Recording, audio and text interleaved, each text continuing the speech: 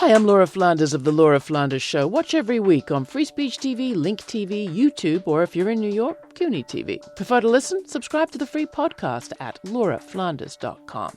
I end every week with a commentary. I call it the F word. Here's this week's. It's easy to freak out about what's on local news, but what about what isn't? The last spasm of scandal hit Money Media this week when a brilliantly edited video of lots of local TV anchors speaking in unison hit. As we've reported here before, local television stations owned and operated by central monopolies are often required to air nationally created content. As their budgets are small and their options are few, they do as they're told. And so it was with the anchors on dozens of stations owned by the conservative Sinclair Broadcasting Group last month, when their corporate parent required them to read from a script apparently sent down from head office.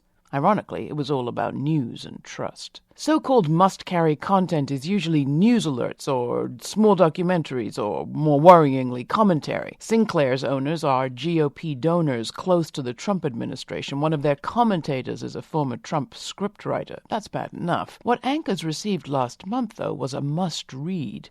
And so it was that a message all about fake news and the perils of trusting the media came to millions of viewers not from the suspect mouth of a far-off pundit, but from a local, an anchor person you might see in a shop. Timothy Burke with Deadpan did us all a favor when he stitched all the must-reads together to create a very creepy chorus from coast to coast, news anchors reading from a single text. But what's even creepier is this. With content coming from afar, what's in your local news is bad, but what's not in it may be even worse. Think about it. Monopoly media is flooding in as local news is drying up. The first is bad for democracy. The second directly threatens public health. Scientists who track diseases gather information from, among other sources, local news reports. And as health reporter Helen Branswell reported last month, they're scared.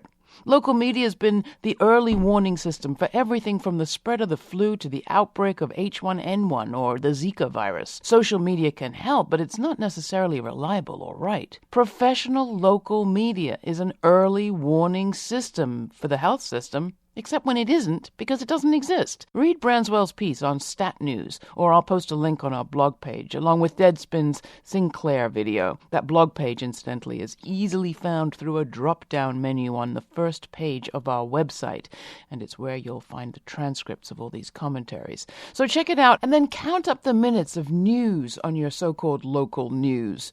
What's must carry? What's left out? We need professional local media for democracy and for public health.